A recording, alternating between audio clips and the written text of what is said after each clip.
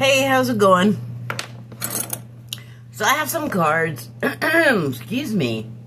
But I wrote something and I want to share that first.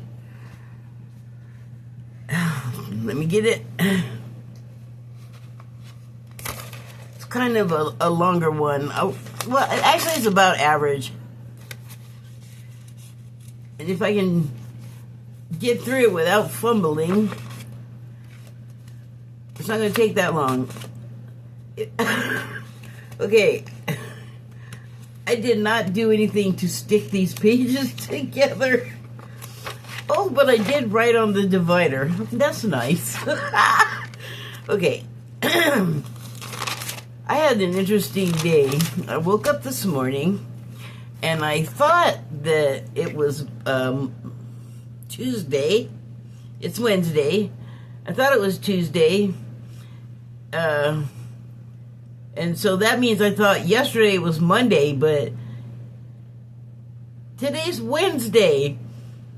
I don't know what happened to Tuesday. I kind of lost track of it. But anyway, today, Wednesday, I woke up at about,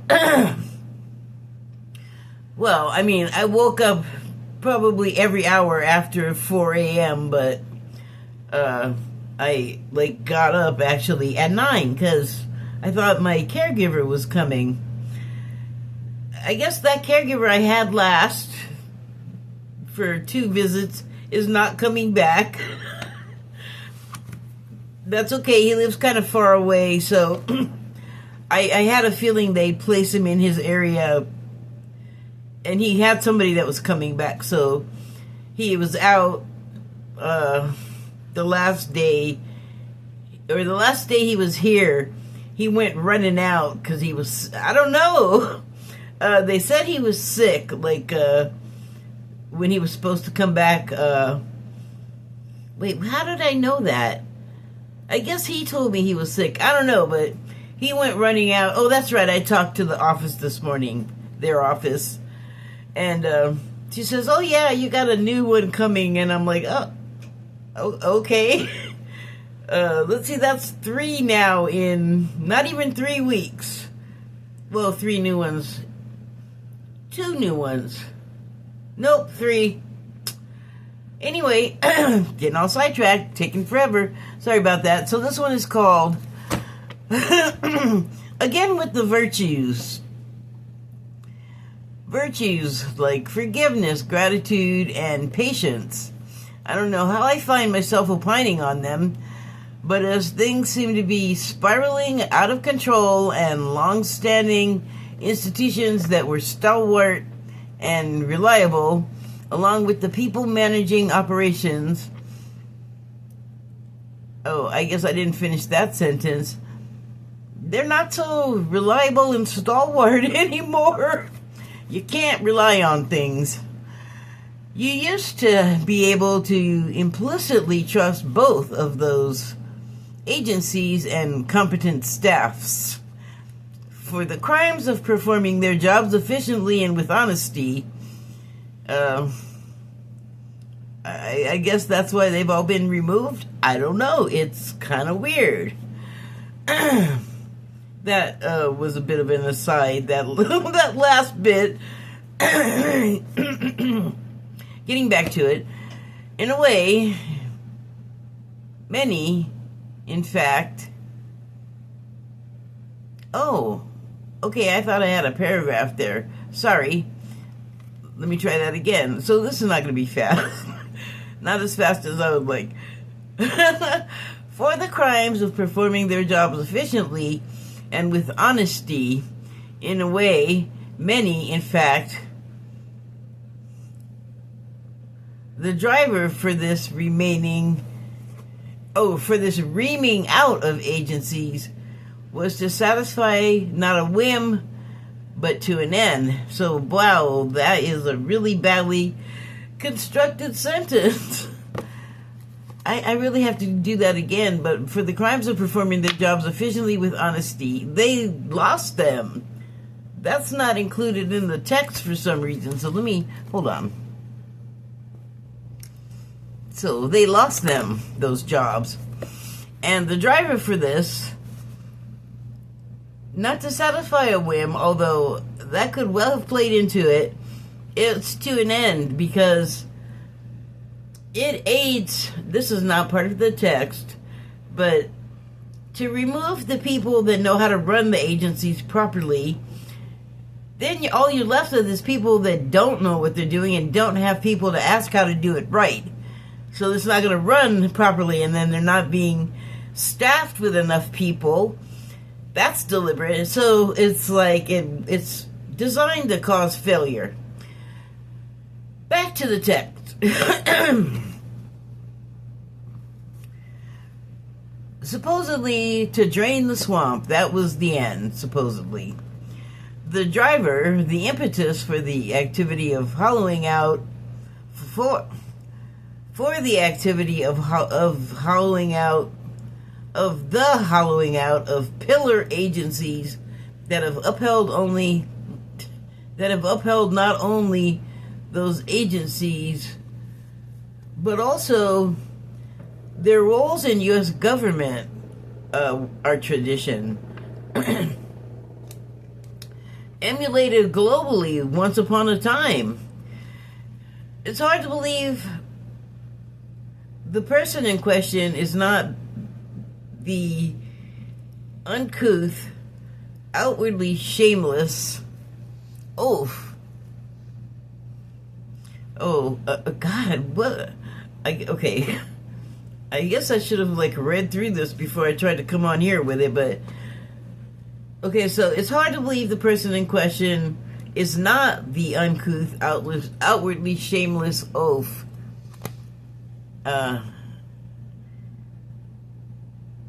It's hard to believe they're not this person based on their activities that we've all seen. And yes, he's an oaf, but kind of wrote this bad. It's hard to believe that same person is doing, while he's doing those things, is doing it for good. His apparent okay. Let me try this one last time. It's hard to believe the person in question is not the uncouth, outwardly shameless oaf, is doing good in his apparent retribution spree. So that's a mess, but it's hard to believe the person that acts that way and is doing an apparent retribution spree. It's just hard to balance out that this person that's doing that is at the same time doing good. However, there's more to that. So I'll continue. He seems to exhibit and inhabit a vengeful, entitled, and ultimately undeserving self. How can it be that this loathsome, in my opinion, man can be doing anything one not someone he deems... Oh, jeez. How can it be that this loathsome, in my opinion, man is doing... Okay.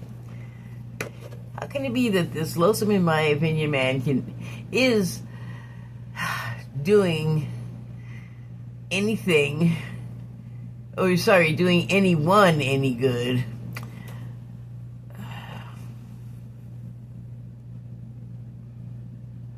Question mark.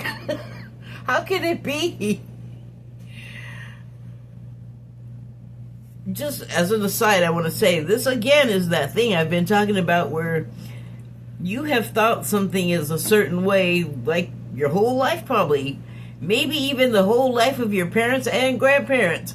It is the way everyone thought it was, but it really isn't.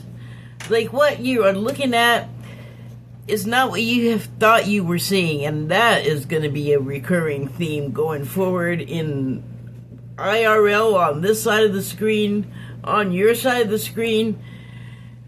Know that Storm the Q people we're talking about? Uh, Even they got that wrong. Yes, there's going to be a storm, but it's not going to be this. All of the bad people are going to get gone thing. Like, that ain't right. That's completely a misunderstanding of everything that we've ever thought. Like I was just saying, you can't get away from it. Everything has been twisted and massaged into something that makes it appear to be what it is not. Back to the text. Okay, how can it be that this loathsome, in my opinion, man is doing anyone good because he stands to gain personally? How can he be confused with an agent for good? Exclamation point, question mark, exclamation point. Like, what? A lot of the government, majority their party, the impetus, the driver here for all of this madness, personified, hasn't appeared to be, hasn't lifted a finger to prevent what sure appears to be a series of decisions designed to ruin the lives of constituents.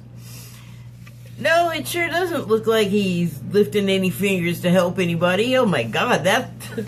If he has a religion besides money and greed, it's... Don't let anybody else have anything. What are you talking about? No. That seems to be the tone. That's my understanding anyway. Where was I? I already read that. But I can see how he's the embodiment of destructive energy with his remember every slight as if it were a significant burn it all down governing strategy. It seems as though he surrounds himself with a cabinet of fellow aggrieved people whom there seems to be a ready outlet to plug them into that they aren't qualified to do. Because he emptied out all the people that knew what the hell they were doing in the positions. Remember, I was kind of trying to say that earlier. It might have come out kind of garbled, but that's what I meant. Where was I? They come with their own axes to grind, and dear leader says, have at it. Take out all of your ego, all of your aggressions. Plenty more people to crap on where they came from. That seems to be the leadership style. Yay! For them, I guess. For a minute, I'm sorry, but that kind of crap is just not going to fly with everybody else for long. Hold on a moment, I have to fix something. There it is. Because I have to do this again when I transcribe it. Yay! I'm so happy.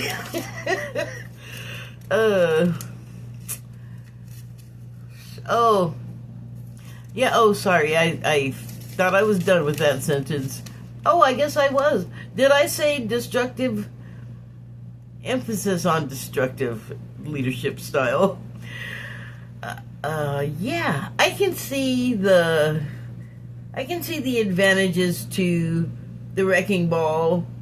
Stoke all of the neg emotions technique. I can see how that would act to knock free weakened structural bits of excess and unsafe practices, revealing underlying corruption and ugliness. I suppose there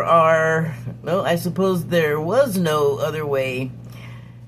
Crimes like fraud and institutional theft don't want to reveal themselves any more than whomever's name is on any kind of manifest linking them to Epstein wants that exposed.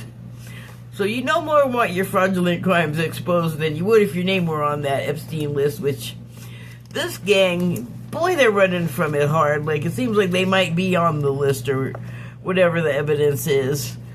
Good Lord, why? I'm just sitting here. I'm not even doing anything. Sorry, it's a little distracting. All right.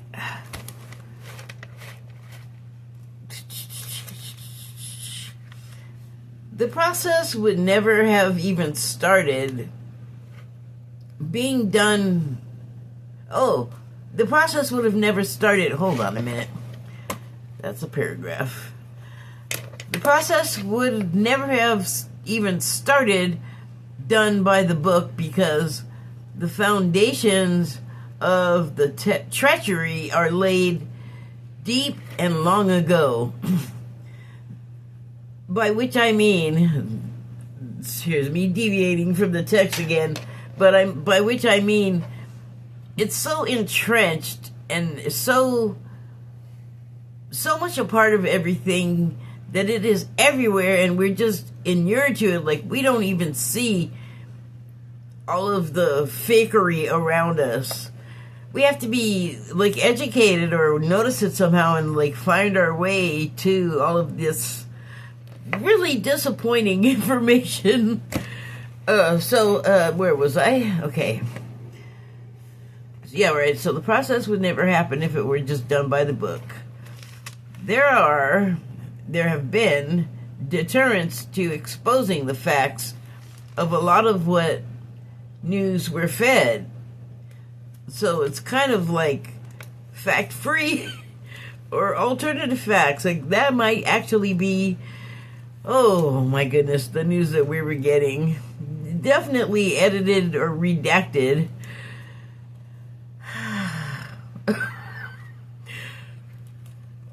Self-preservation, the threatened.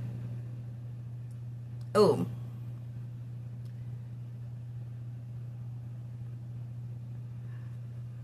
Self-preservation threatened. Self-preservation threatened is dangerous. People know it and keep mum and stay useless even when it really would have counted to have spoken out and possibly made the ultimate sacrifice for having whistleblown. There seems to be good reason to conceal the inner workings of corporate and political systems. Their streams have infiltrated and infected all of the systems that stitch together, both openly and stealthily, run the country and the world. For the insatiable appetites of our leaders and fellows alike. Appetites that, when fed, act out evil intentions. Not to be cryptic, its crimes openly operated and protected from the most disgusting sausage making there is. Human suffering filled sausages.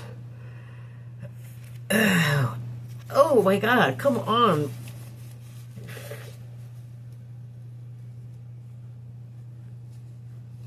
Every sensation has like an edge or a point. What the hell? It is for these reasons that we held no way. Oh. That's not what it said. Let me try that again. Where'd it go? It is for these reasons that we need forgiveness. Without it, there's no way we get past and through these times. As horrible as we view them, as evil the acts they do are, it's part of the plan. By plan, I mean the long prophesied plan that was in the Christian Bible and probably all of the other of the world's major holy or major religions, their books is what I was going to say. But yeah, they probably have something similar happening. They all point to a dark period of suffering the world lives through and emerges from after the turmoil into the light. I mean, I think that's like a universal story, mythology, whatever you want to call it. Like, it exists in reality too. I think we're just not seeing the parallels because we're in it. But there have been just numerous repetitions of like what happened in Egypt and what happened in Greece and what happened in Rome. Like the similar stories, different names, same characters going through the same things throughout history over and over, as if we got to keep doing it until we get it right. Well, we're in, I think, one of those periods that we better get it right. I mean, that's more than my opinion. I mean, something was meant to be accomplished. I don't think we're just like endlessly repeating something for no reason. I think that we need to get it right. What's to be forgiven? All of the pain and cruelty the world has endured, delivered to us by the villains, those who profited on the suffering they've caused. For the withholding of resources intended for everyone's use and hoarded for the future dependence of today's wealthy corporate owners of our...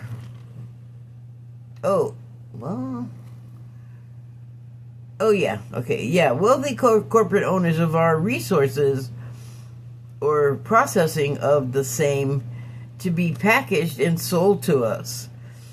That ain't right. Water is free.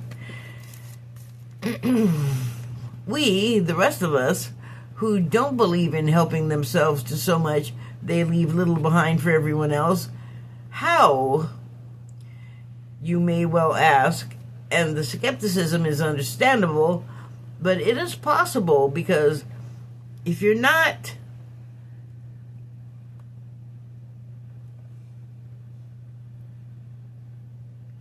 a taken, then you have the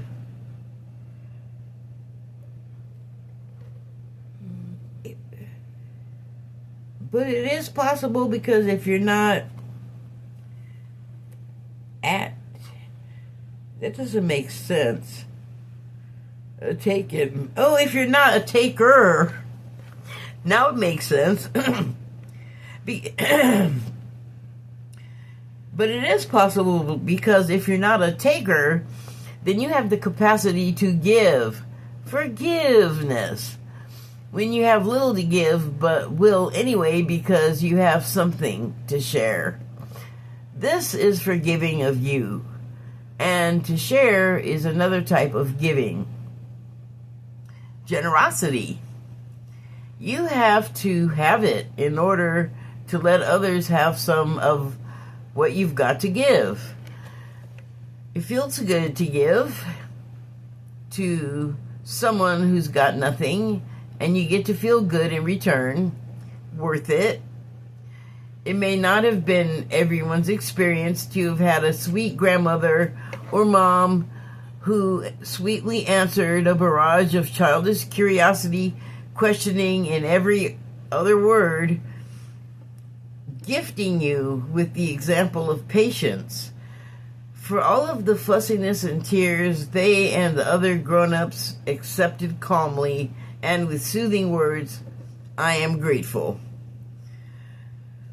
When someone who wasn't so lucky, it may have made them bitter and angry, but when someone comes along and gives that deprived person the kind of tender loving care,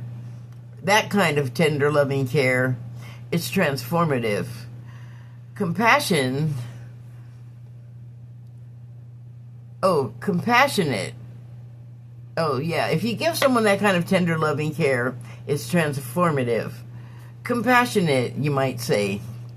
For me, compassion is so powerful, and it feels so wonderful to receive it in our times of need.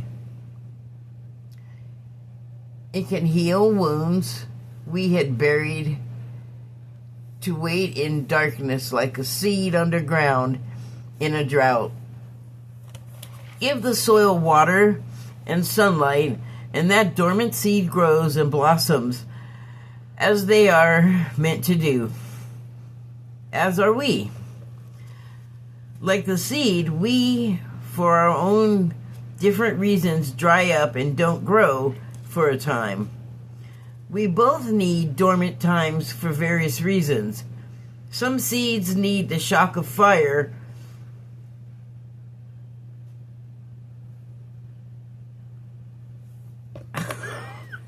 needing the nutrients in the coating of char to summon growth.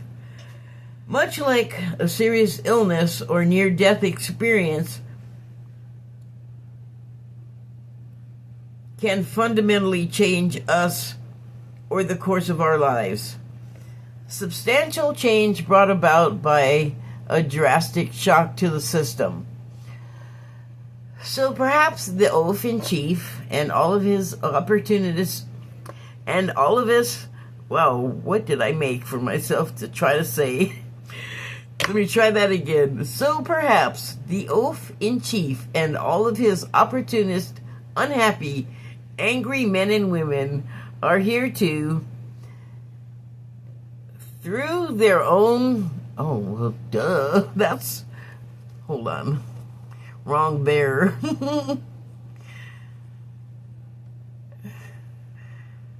I can't even blame that on autocorrect. My brain uncorrected that. Let me try that again. So perhaps the oaf-in-chief and all of his opportunist, unhappy men and women are here to, through their own incompetence, provide the shocks and expose the systems being preyed upon, exposing themselves and their complicity in the corruption. It's inelegant, yet impressive. Finally getting a look at what the concealment has revealed. Doing it by the book, increments would have taken too long to work at the incredibly complex web of corruption.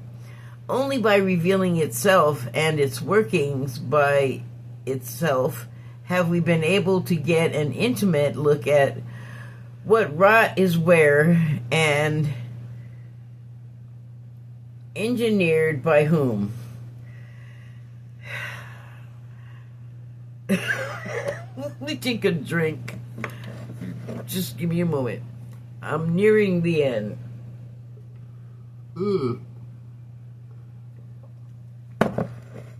This time the stabby's in the back of my head. The hell's going on?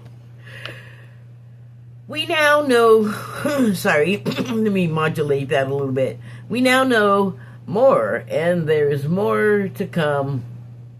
And it's my opinion that by incorporating the virtues,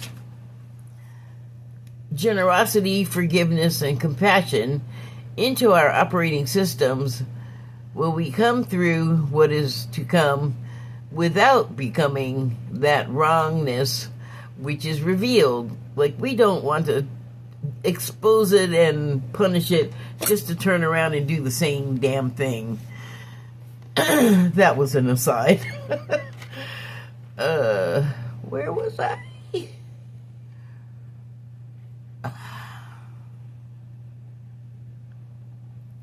We will have to be generous enough to forgive the offenders, because by doing the wrong, they are performing a service for us and for them. We, if we judged them, despite knowing why they've done what they did, like ICE and Doge. Had they not let us all see how they worked and how damaging they could be, we got in on the ground floor of what needs to be repaired from the bottom up. We can spare some love for bearing the mantle of what we hate. Because that's what they did. For the commission of crimes against man and nature. By doing so, I believe we are completing the closure of a long, incomplete circuit. A closure eons in the making. The road of forgiveness forking together. Thank you, Aunt. Oh, wait, am I done? What am I doing on time? Oh, not bad. So I pulled some cards and I just looked at them and I decided I'm not going to read those cards right now. But I have one I am going to read, and it is a Messages of Mary Magdalene, Declarations of Mary Magdalene card. And look at that. Look at all of that. It doesn't usually have that much to say, so I'm interested. I did look at it yesterday or earlier and got a kind of a feel for it, so let me go ahead and read it. Why can't I get good light? I am the resurrection of light in oneness. I am Mary, the Magdalene goddess. I am one with the creator source of all that is, as is eternally.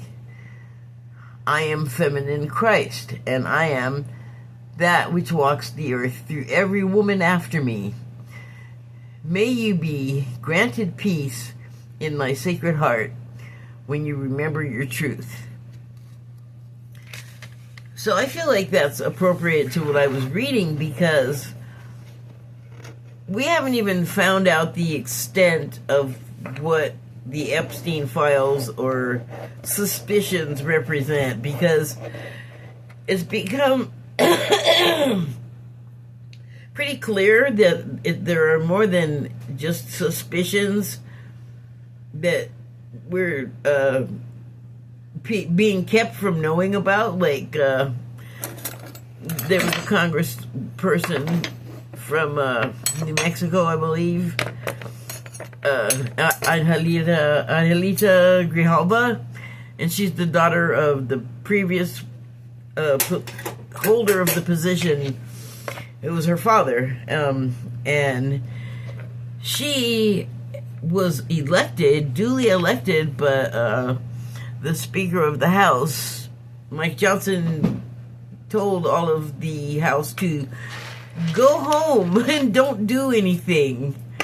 Like, don't do your jobs, don't meet with your constituents, don't explain stuff, don't do your job, which, I'm not a Republican, but I would not be happy if my people were being told. It's a whole thing, though. Like, they being the Republicans, shut down the government again. And they just reopened it today. I think it was day 37. The longest one. The previous record holder was also in the previous Trump administration, so he likes to be destructive that way. So again, we get to see him speak, and there's history that's recorded of him, and it's not just from Michael Wolff lately.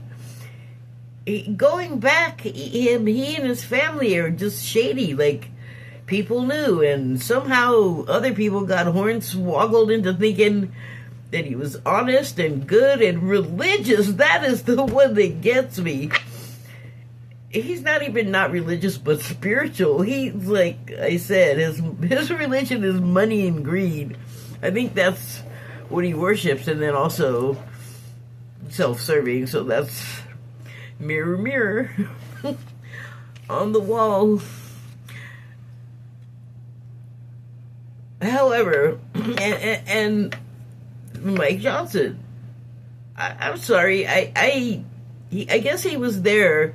First I heard of him was him on the news talking about being on an app with his son so they could narc on each other if one of them got a porno hard on or something weird. And I thought, why are you bringing that out into the public, and why are you humiliating your son and your family and your constituents? Like, what are you doing, bro? Like, that was just so strange to me. But strange times we seem to be in. Oh, but he's religious too. So always, like, I was raised Catholic by a generational Catholic family, and I went to the Catholic school for several years, and you know, it was just like everywhere. But you know what? And I'm laughing because I was going to say, you know what you didn't see in the Catholic Church? It may have been happening, but you didn't see it. They weren't talking about it. They were not in there talking about their wieners and their son's wieners in front of everybody. Like, what? They're like, the Catholics from his state, by the way. Half of my family is from Louisiana, so but yeah, that would not have been acceptable coming out of anybody's mouth with a religious anything attached to them. It's just so weird.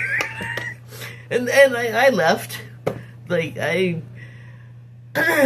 certainly am not like, oh, I wouldn't call myself a Catholic still. Like, I'm definitely not a practicing Catholic, which even in my lifetime, that's pretty much amounted to like going to church, and then there was a lady at the church that was old that would like bring flowers, and I think they used to have nuns to do that, and I don't know.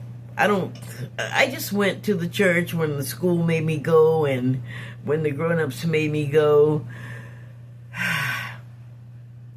I'm thinking with my child mind right now, but I got older and we just like, it just wasn't a part of my life. I didn't go to the school, like I wasn't part of the community, and I found other things to do that the church would have frowned upon in a lot of areas. So, but that stuff stays with you, though.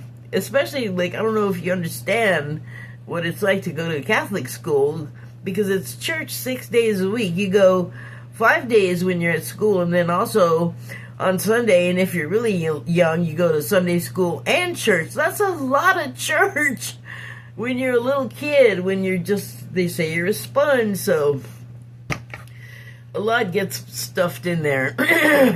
Of course, that was a long time ago. I'm not saying I remember all of everything perfectly, but certain things like really stuck because you're basically sitting there getting read stories for the whole time. And I think, I don't know, it just occurred to me, I don't know if you know this, but in church you're supposed to like get out of your seat and kneel, and then sometimes you stand up, and there's a lot of activity. But I just realized they might have you do that because they are sitting there reading you stories, and you know, maybe the priest, or sometimes there's other people that talk. I'm not sure of everyone's title, but you can easily fall asleep. It smells like incense. It's usually warm in there. There's a lot of other people breathing and sitting still. It's just conducive to sleepy when you're a kid, and also when you're an adult. So maybe that's why they have you getting up and down so much. I don't know. Could be, though. They could be that calculated. But anyway, this is talking about having compassion and patience, and even finding love in your heart for people that act and say and they do horrible things. Like the president right now, Trump, is just never doesn't have something terrible to say about people. Like always has an insult right to hand. He's not like people have died and he's made like no mention of it. Dick Cheney, who was a vice president of George W. Bush, and before that he was in the government. He was in like CIA, I think, and I don't know what else. He was a government guy, like I guess you would call a hack these days or those days or whatever. But he was not. He wasn't liked by the Democrats, that's for sure. And he would say terrible things and laugh because it would horrify the left, and call himself Darth Vader, which would piss off this lefty. Like, you're just evil yourself. You don't bring Darth Vader into it. Get off of my Star Wars. Get off of my Star Wars. But when Trump came along, he was like, whoa, whoa, whoa. Bro, you can't do that. I guess he mellowed in his old age. And he's always old as far as I knew. Hold on.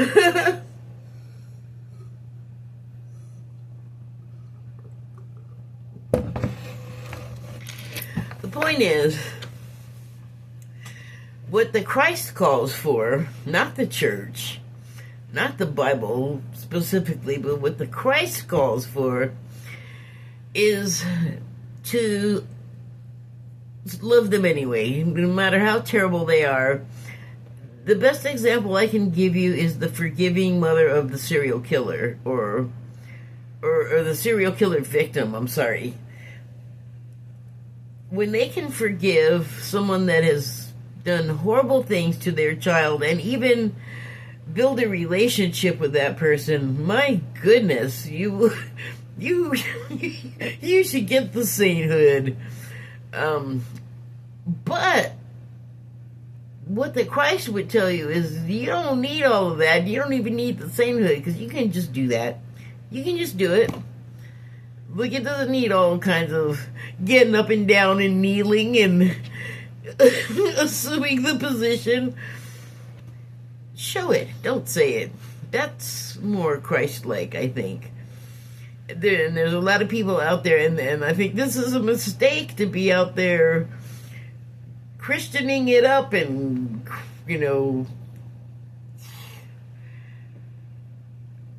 I don't know, wearing a cross around your neck and claiming to be this Christian. And the way they say it, like, I don't think I've heard anyone claim to be devout about themselves or anybody else even, because I don't think any of them, like, really mean it. I think it's performative.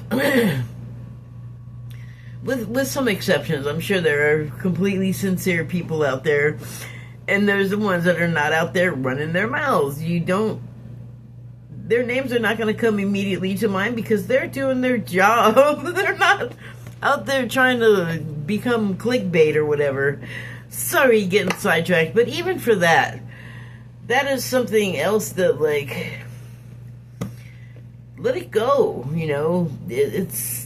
there was a time when there was no internet. Imagine that. There was no social media. You just met people head on, face to face, IRL. So that's still the case, by the way. Just because those things exist doesn't mean you have to forget what was the way it was before, because with or without the devices, you still got to be the same way with people. Like, doesn't matter how many devices you got. It doesn't change the fact that you are a human person, or you're a person dealing with another person. And no one's better than the other person, regardless of how much money or what their station is. So there. But sorry. Anyway, candles making me cough.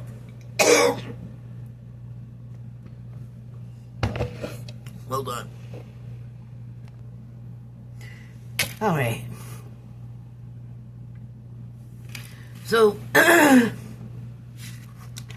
think that also sort of comports with what this card has said, because without all of the devices, without all of the things in the way, all of the things that we put on, all of the performative faces and appearances that we make and put on,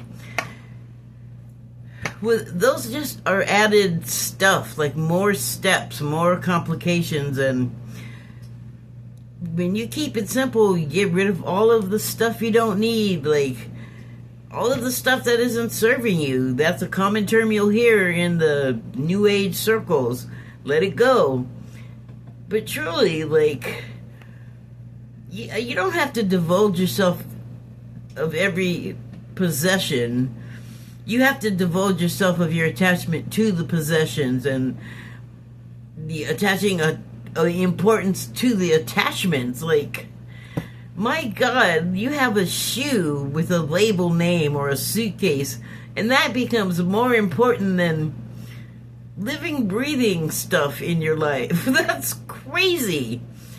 And also, it kind of just gets in the way of what's at the root of everything. And, you know, what do we got? We got each other and interacting with each other, and we can be loving toward each other and stop making so many conditions to put in between us being loving to each other and having love for each other. And it doesn't, I mean, I don't know what people think that all means. Like, you don't have to, like, wander around behind people worshiping them and, you know, going through all kinds of commotion. It's just, like, be a decent human being. And if you don't want people to treat you like crap, then maybe don't do it to them, and they won't feel like they need to do, like, oh, that must be what they like, I'll just do it back. No, like, keep it simple. When we take away all of the extra stuff, the extraneous, the conditions, that is, I think, us at our truest essence. But we've just gotten really far away from it and unfamiliar with it. So the times, however, are giving us plenty of opportunities to find our way back. Thank you and good night. Oh, wrong one.